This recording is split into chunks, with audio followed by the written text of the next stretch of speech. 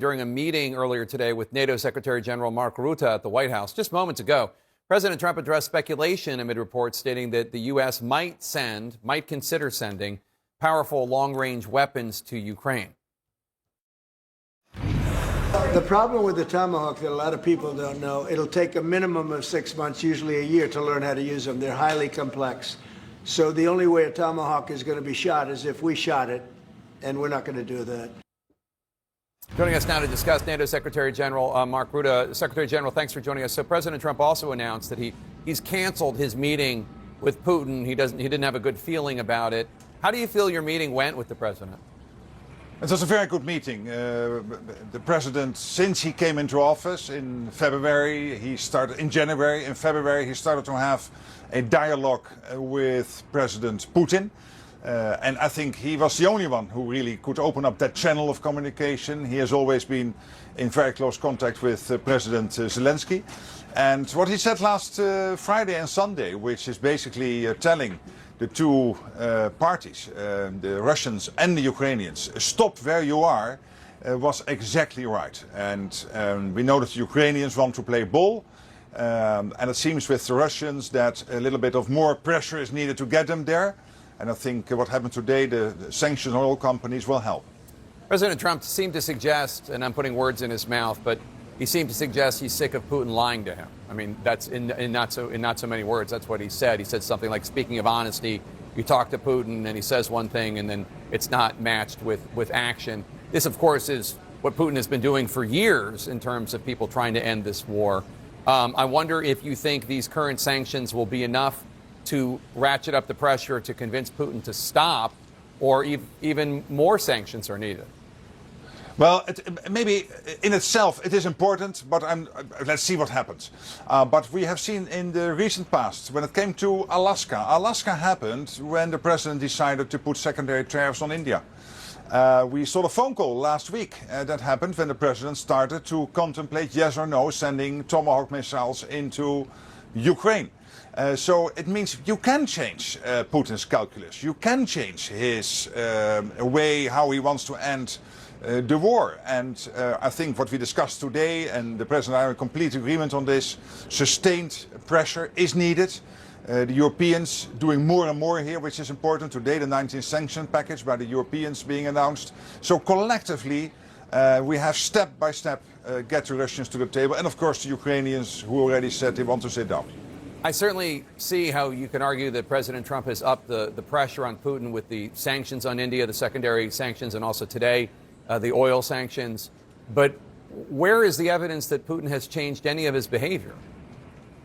What we have seen is his going into Alaska, the phone call last Thursday, which hastily came about after the president announced that he was contemplating sending these Tomahawk long-range missiles to Ukraine for them to be used.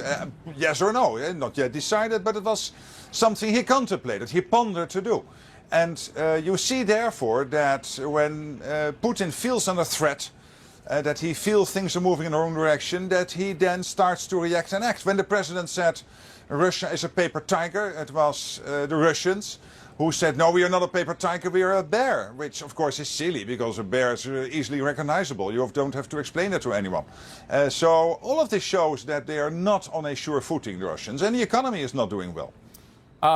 Speaking of the Tomahawk missiles, you have said it's not NATO's place to litigate which weapons the U.S. sends to Ukraine. We did see these horrible images today of Russian strikes on a kindergarten. Ukrainian President Zelensky says that Putin is continuing these attacks because he's not feeling enough pressure. You heard President Trump suggest that Tomahawks are not on the table. It does seem that they might make a difference, though. Well, again, it's up to individual countries, and let's never think that one specific weapon system will change the whole war. If it was that easy, then we would have ended it when the Germans sent the Leopards 2, when the Dutch and the Danes sent the F-16s. These systems are important. They will absolutely help to bring this war to an end. But in itself, one weapon system will never end it. And I think what the president explained today is that for the Tomahawk system, and he was completely right here, it takes months for anyone other than American soldiers to be trained on them. So it is not that if you decide today that Ukrainians can use them tomorrow. President Trump said that he thinks Chinese President Xi Jinping, with whom the president's meeting next week, could have a, quote, big influence on Putin. Do you think roping Xi into these negotiations, who, of course, has his own not-so-secret ambitions to seize Taiwan, do you think that's a good idea? Well, I think President Xi is a key enabler of the war effort through sanction circumvention, through dual-use goods.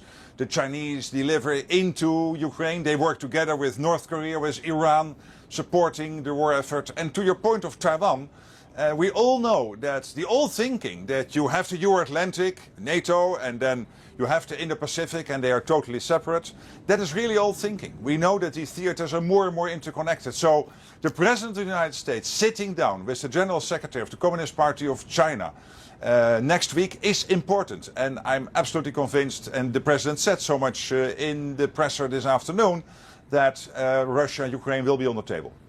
Obviously, President Trump's relationship with NATO has had its ups and downs. How are you feeling about the U.S.-NATO relationship right now? I would argue it has never been better, thanks to President Trump, because I know from President Trump 45, when I was still Prime Minister, he was totally committed to NATO, but he irritated the fact that the Europeans and the Canadians were not paying the same as the Americans.